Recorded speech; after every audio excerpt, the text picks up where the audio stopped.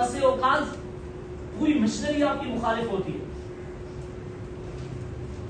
پس اوقات پوری مشنری آپ کی مخالف ہوتی ہے، مگر خدا آپ کے ساتھ ہونا. تو مشنری کا ساتھ ہونا یا ساتھ نہ ہونا ڈزنٹ میٹر، خدا آپ کے ساتھ کتنا ہے یہ میٹر کرتا ہے.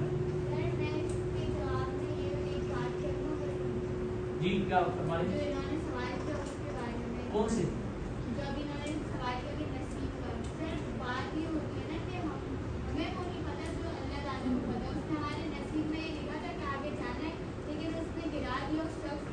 اللہ بہتر جانتا ہے کہ آگے اس کے لیے کامیابی تھی یا ناکامی تھی، آگے اس کو کیا ملنا تھا، تو اس وجہ سے اللہ نے اس کو گرا دیا. اس میں کوئی حکمت پوشیدہ تھی، کبھی اللہ نے اس کے نصیب میں سے وہ ہٹا کے اس کو کچھ اور دے دیا.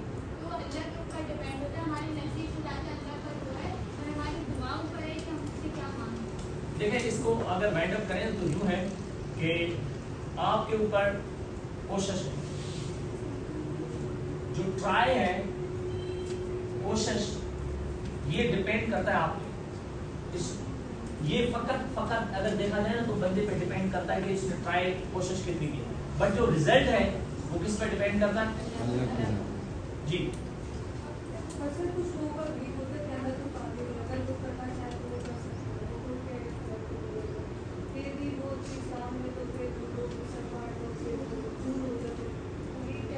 دیکھیں ایک تو بات اٹل ہے کہ پس اوقات آپ خدا آپ کی نہیں سنتا نا تو بندہ بھی بغاوت ہوتا، اگرچہ بندے میں طاقت نہیں مگر ہم بغاوت کرتے ہیں. دیکھیں ہم میں سے ہر بندے کے جبلت میں نفس امارہ تو ہے نا اندر، تو وہ نفس امارہ بھی تب خوش ہوتا ہے جب اس کی مرضی کی چیزیں اسے ملتی ہیں. قرآن میں سورۃ فجر میں ہے کہ جب اللہ بندے کو عزت دیتا ہے تو وہ خوش ہوتا ہے، اور پھر جب اللہ تعالیٰ اس کا رزق تنگ کر دیتا ہے تو وہ کہتا ہے میرے خدا نے مجھے رسوا کر دیا. پھر جب رسوا ہوتا ہے تو وہ خدا سے بغاوت کرتا ہے، اپنے کیا کی نمازیں پڑھتا ہے، میں نے روزے بھی رکھے. جیسے بہت سارے لوگوں کو ہم نے دیکھا، خود ہم اپنی بات کریں تو ہم مجموعی طور پر سب اسی چیز میں مبتلا ہیں کہ جب ہم خدا کی عبادت کرتے ہیں کچھ ملتا ہے تو عبادت کو بڑھاتے ہیں، کچھ جب نہیں ملتا تو پھر ہم کہتے ہیں دیکھیں سورۃ بقرہ بھی پڑھتا تھا، میں سورۃ یاسین بھی پڑھتا تھا، یہ بھی کرتا تھا، وہ بھی کرتا تھا، مجھے یہ نہیں ملا. یہ بھی ایکچوئل امتحان ہے، اللہ دے کر بھی آزماتا ہے، دے کر بھی آزماتا ہے. یس پلیز.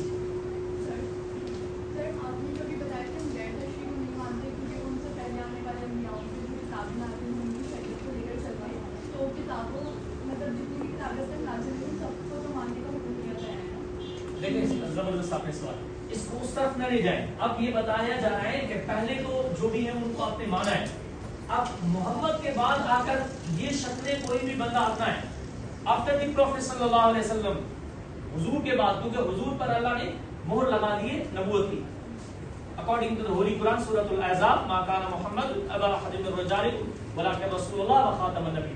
اب آفٹر دی پروفیٹ صلی اللہ علیہ وسلم کوئی بندہ آئے اور وہ کہے کہ بھائی میں نبی ہوں اور اس میں سے یہ ساری شکلیں اور بھی بہت ساری، ان میں سے کوئی ایک شکل ہی اپنائے کہ بھائی میں نبی تو نہیں ہوں مگر میں مسیح ہوں، میں مہدی ہوں، تو ہم اس کسی کو بھی نہیں مانتے کسی بھی شکل. یس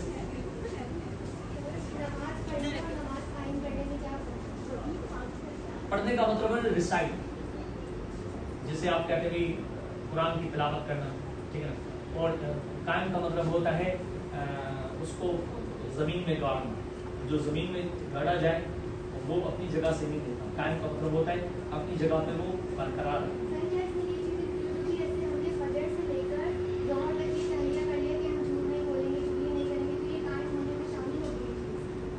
بالکل، اگر آپ کی نماز آپ کو برائی سے روک رہی ہے تو بھی نماز قائم ہے، کیونکہ ان الصلاۃ تنہی عن الفحشاء والمنکر. یس please next question.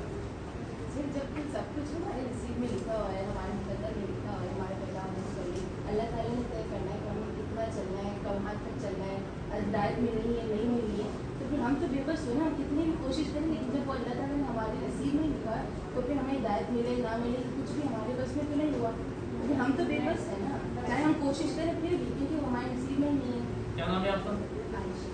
You Ayesha and I am Abdul الفاضل.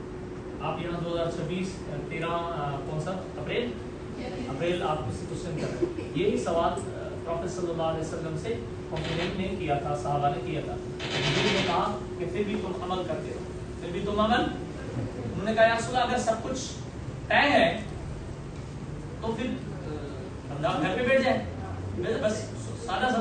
پر حضور نے فرمایا کہ لیس الانسان الا ما سعى, ٹھیک ہے نا, کہ انسان پر نہیں مگر کوشش ہے. تو کوشش بھی ایک پہلو ہے, اس کو آپ کو جاری رکھنا ہے, کیونکہ جو آپ کا کرنے کا کام تھا وہ آپ کریں. اب آگے اللہ کی کیا حکمت ہے وہ اس پہ چھوڑ دیں. بٹ آپ سکھایا جا رہا ہے کہ آپ اپنے حصے کا کام خدا پہ کیوں چھوڑیں. یس پلیز. سر جیسے کہ آپ نے بولا, بلکہ ہم سب اس بات پہ عقیدہ رکھتے ہیں کہ اللہ کے علاوہ ہمیں کسی کو نہیں ماننا چاہیے. تو ہم لوگ کسی کے وسیلے سے پھر کیوں مانگیں؟ جیسے جا کے مزاروں میں مانگتے ہیں کہ ہم اس وسیلے سے مانگیں گے, ان کے پتہ نہیں کیا کیا کرتے رہتے ہیں, دعائیں مانگتے ہیں, چیزیں کرتے ہیں, پھر یہ غلط نہیں ہوا, شرک نہیں ہوا؟ دیکھیں شرک تو تب ہے جب آپ اس سے مانگیں, اس سے مانگیں. اور اگر آپ نیک لوگوں کے توسط سے یا ان سے دعائیں کرواتے ہیں تو اسے تو مسجد کے امام سے بھی دعائیں کروائی جاتی ہیں, ٹھیک ہے, کروائی جاتی ہے. تو اگر آپ رسول اللہ صلی اللہ علیہ وسلم کے وسیلے سے دعا مانگتے ہیں تو عثمان بن حنیفہ غالباً ایک صحابی ہیں, وہ نابینا تھے, حضور کے پاس آئے تھے. اس نے عرض کیا یا رسول اللہ صلی اللہ علیہ وسلم میں نابینا ہوں, مجھے آنکھیں واپس دلوائی جائیں. حضور نے یہ نہیں کہا کہ کوئی دوائی جا کے لو, یہ لو, ڈاکٹر ہو. آپ صلی اللہ علیہ وسلم نے اسے دعا ایک سکھائی, اللهم انی اسألک واتوجه الیک بنبیک محمد النبی رحمہ یا رسول اللہ صلی اللہ علیہ وسلم انی قد توجهت بک الی ربی فی حاجتی هذه لتقضی لی اللهم فشفع. یہ پوری دعا ہے کہ اللہ تعالیٰ میں تیری طرف متوجہ ہوں تیرے اس نبی صلی اللہ علیہ وسلم کے توسط سے, اب تو جو میری حاجت ہے اس کو مکمل فرما. تو اس نے وضو کرنے کے بعد 2 رکعت نفل پڑھی اور پھر وہ دعا مانگی, اور جیسے ہی ہاتھ ملے اپنے چہرے پر تو اللہ تعالیٰ نے اسے اپنا نور واپس کر دیا. تو اگر آپ دعا کر رہے ہیں توسیلے سے, مگر وہ دیکھا جائے کہ جس کے ذریعے اللہ کو آپ کہہ رہے ہیں کہ وہ اس قابل ہے کہ نہیں ہے, اور اگر مانگ لیں تو اس پہ کوئی نہیں. مگر آپ مزار والے سے نہیں مانگیں, کسی خدا کے بندے مقابل کسی بندے سے آپ نہیں مانگ سکتے, بلکہ اس کے وسیلے سے آپ مانگ لیں. تو اس کی میں کوئی اتنی بڑی ممانعت نہیں ہے جتنا اس کو لوگوں نے بنایا ہوا ہے کہ یہ ہاں اگر آپ نے اس سے مانگا تو پھر یہ کہیں آپ کے توحید میں قدر ہے. کسی اور کو بھی سوال کا موقع دیں, کسی جس نے نہیں کیا. نصیب اور زبردست. دیکھیں دونوں میں ایک ہی بات, ٹھیک ہے نا, تقدیر اور نصیب ورڈ الگ ہے, تھوڑا تھوڑا کوئی فرق ہوگا, مگر نصیب بھی تقدیر کہلاتا ہے, تقدیر بھی کہتے ہیں آپ کے تقدیر میں نہیں تھا, آپ کے نصیب میں نہیں. جیسے آپ نے بتایا تھا کہ نصیب جو ہے وہ آلریڈی ہماری تقدیر ہے, وہ آلریڈی لکھی ہوئی ہوتی ہے, تو ہم بولتے ہیں کہ دعائیں مانگتے ہیں ہمارا نصیب بھی بدل سکتا ہے, تو کیا یہ سچ ہے؟ دیکھیں میں نے آپ کو 2 ٹرمینالوجیز لکھوائی تھی, ایک تقدیر مبرم ہے, ایک معلق ہے. تقدیر مبرم اٹل ہے, معلق کا مطلب ہے کہ آپ کی قوم سے, صدقے سے, آپ کی صلح رحمی سے, آپ کے خاندان میں جو آپ سے روٹھے ہوئے ہیں آپ پھر بھی ان سے جوڑ کے رکھتے ہیں, تو یہ ساری آپ کی تقدیر, بری تقدیر کو مٹا سکتے ہیں.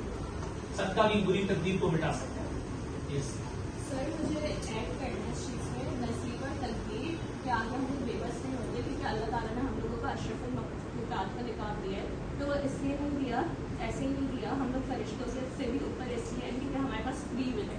فری ول کا مطلب ہے ہم لوگ اپنی مرضی سے چیزیں کر سکتے ہیں. اب اللہ تعالیٰ کے اندر اتنی پاور ہے کہ ان کی مرضی کے مطابق ایک پتا بھی ہل نہیں سکتا, لیکن پھر بھی اللہ تعالیٰ نے ہمیں فری ول دی ہے تاکہ ہم لوگ اپنی مرضی سے چیزیں کر سکیں, اور پھر ہمیں اسی کے حساب سے جنت اور جہنم میں ڈالا جاتا ہے. اور اللہ تعالیٰ لائک اس میں مداخلت کر سکتے ہیں. کبھی کبھی کچھ چیزیں ہوتی ہیں جو ہمارے لیے بالکل ہی اچھی نہیں ہوتی ہے, تو اس میں اللہ تعالیٰ کی مداخلت کر دیتے ہیں.